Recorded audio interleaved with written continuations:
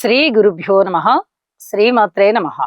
మా భక్తి టీవీని ప్రోత్సహిస్తున్నటువంటి మా ప్రేక్షకులందరికీ ధన్యవాదాలు. ఈరోజు మనము రాశి ఫలితాలు 2 నవంబర్ నుంచి 8 నవంబర్ వరకు గల కాలానికి ఏ ఏ రాశులకి ఎటువంటి ఫలితాలు ఉంటాయి అనేది తెలియచెప్పుకుందాము. ముందుగా గ్రహస్థితులు తెలియచెప్పుకుందాం. గురువు గారు కర్కాటక రాశిలో, కేతువు సింహరాశిలో, శుక్రాచార్యుల వారు కన్యా రాశిలో, రవి తుల రాశిలో, బుధ కుజులు వృశ్చిక రాశిలో, రాహు చంద్రులు వీరిద్దరూ కుంభరాశిలో, ఇక వక్రించిన శని గారు మీనరాశిలో. గ్రహస్థితులు అన్ని విధంగా ఉండగా వారాంతంలోకి వెళ్ళేటప్పటికి శుక్రాచార్యుల వారి యొక్క స్థితి తులారాశిలోకి వచ్చి రవికి నీచభంగం కల్పించారు. ఇది చాలా చాలా మంచి ఫలితాలు ఇచ్చేటటువంటి పరిస్థితి. ఇక చంద్రుని యొక్క గమనము మిథున రాశిలోకి వెళ్ళి ఉన్నది. ఈ 2 మార్పులు జరిగి ఉన్నాయి. అయితే గ్రహ సమ్మేళనాల యొక్క ఫలితాలు ఏమిటి అంటే, చంద్ర రాహుల యొక్క పరిస్థితి కొంచెం మానసికమైనటువంటి అస్థిరత్వాన్ని చూపిస్తూ ఉంటుంది. అలాగే మనస్సు బేలగా ఉండేతనాన్ని చూపిస్తూ ఉంటుంది. వీటికి గాను యోగా చేసుకోవడం వల్ల చాలా చాలా ఉపయోగాలు ఉంటాయి. ఏ రాశి వాళ్ళకైనా కూడా, అది మంచి ఫలితాలు ఇచ్చే రాశి అయినా లేదా దుష్ప్రభావం కనిపించేటటువంటి రాశులైనా ఎవరికైనా కానీ ఈ చంద్రరాహువుల కలయికకి చక్కగా యోగా చేసుకున్నట్టయితే మనశ్చాంచల్యం తగ్గి మనోధైర్యం పెరుగుతుంది. అలాగే బుధ కుజుల యొక్క పరిస్థితి ఎలక్ట్రానిక్స్ వస్తువులు, ఎలక్ట్రికల్ వస్తువులు ఇత్యాదివన్నీ కూడా ఆ వినియోగం పెరగడము, ఉత్పత్తి పెరగడము, అమ్మకాలు పెరగడము, అందు పని చేసేటటువంటి ఉద్యోగస్తులకి మంచి ఇంక్రిమెంట్స్ ఉండడము, ఇట్లాంటివన్నీ కూడా చాలా చాలా బాగుంటాయి.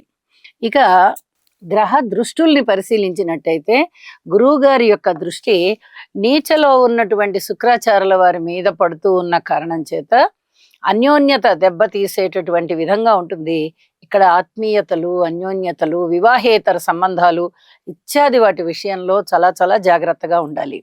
అలాగే కుజుని యొక్క దృష్టి ఇక్కడ చంద్ర రాహువుల మీద పడుతూ ఉంది. ఇది కొంచెం సర్పదోషాన్ని సూచిస్తూ ఉంటుంది. ఎవరి జన్మ జాతకంలోనైనా సరే ఇలాంటి దోషాలు ఉన్నట్టయితే, ఇప్పుడు మనం చెప్పుకున్న ఈ శని శుక్ర దృష్టులు కానీ కలయికలు కానీ, అలాగే కుజ రాహు దృష్టులు కానీ కలయికలు కానీ ఇలాంటివి ఉన్నట్లయితే కొద్దిగా కుజరాహు స్తోత్రాలు చదువుకోవడం చాలా చాలా మంచిది. అలాగే గురువు గారి యొక్క దృష్టి బుధ కుజుల మీద పడుతూ ఉన్న కారణం చేత జ్ఞానం బాగా అభివృద్ధి చెందుతుంది.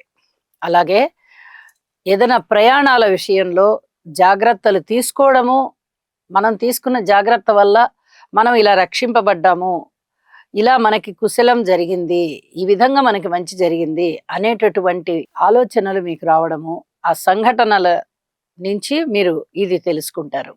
ఇలాంటి పరిస్థితి చాలా స్పష్టంగా కనిపిస్తూ ఉంటుంది. ఇక వారాంతానికి వెళ్ళేటప్పటికి రవి శుక్రుల కలయిక జరుగుతూ ఉంది.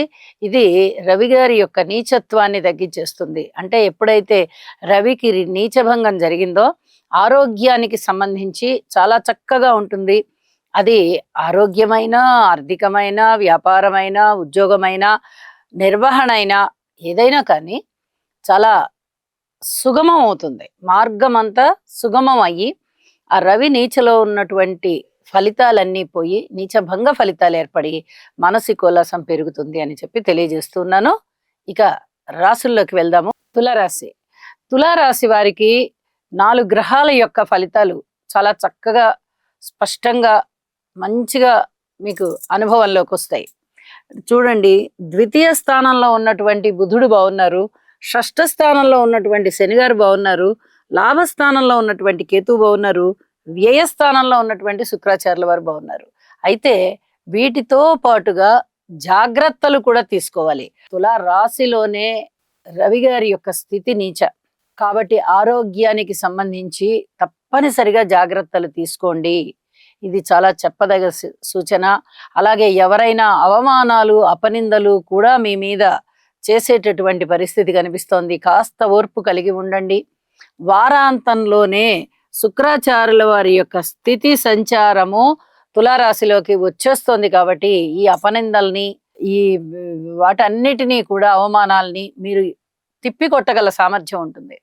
అనంగానే జవాబు చెప్పాల్సిన పని లేదు, కొద్దిగా ఆగి చెప్పచ్చు. అలాంటి పరిస్థితి ఇక్కడ కూడా కనిపిస్తోంది.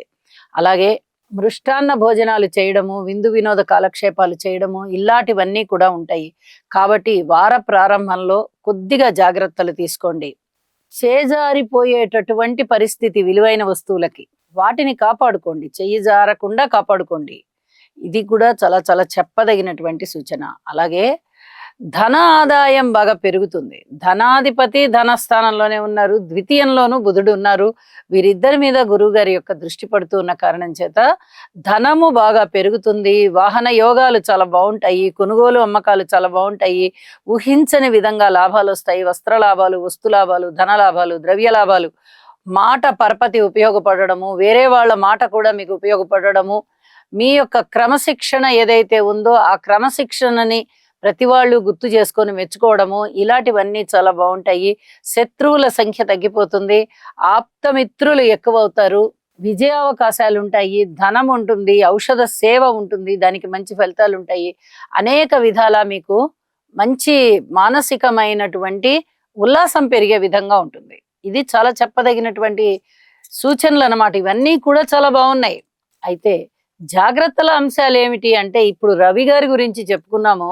ఆదిత్య హృదయ పారాయణ చెయ్యండి, లలిత సహస్రనామ స్తోత్ర పారాయణలు కూడా చెయ్యండి. రాహువు సంతాన స్థానంలో ఉన్నారు, సంతానం విషయంలో అధిక జాగ్రత్తలు తీసుకోండి. ఇది చాలా చెప్పదగినటువంటి సూచన. దుర్గ పూజ చేయడానికి చాలా వరకు ప్రయత్నం చేయండి, గురుగ్రహ స్తోత్రాలు పఠించండి.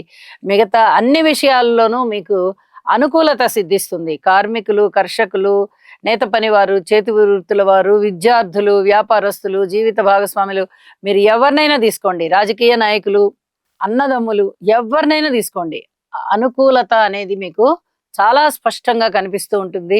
ఇక వారాంతానికి వెళ్ళేటప్పటికి నవమ స్థానంలోకి చంద్రుడు వచ్చారు. మనకి ఏమీ అంతగా శుభ ఫలితాలని ఇవ్వబోవడం లేదు. కాబట్టి ఈ వార ప్రారంభంలో ఉన్న ఫలితాలే వారాంతంలో కూడా ఉన్నాయి అని చెప్పి అనుకుంటూ, చెప్పినటువంటివి ఏవైతే జాగ్రత్తలు పరిహారాలు చెప్పి ఉన్నానో వాటిని పాటించుకుంటూ ఉండండి. మనశ్శాంతి పెరుగుతుంది, అభివృద్ధి కలుగుతుంది. శుభం. రవిగ్రహ అనుకూలత కొరకు జపాకుసుమ సంకాశం కాశ్యపేయం మహాద్యుతిం తమోరిం సర్వపాపఘ్నం ప్రణతోస్మి దివాకరం. ఓం హ్రాం హ్రీం హ్రౌం సహ సూర్యాయ నమః.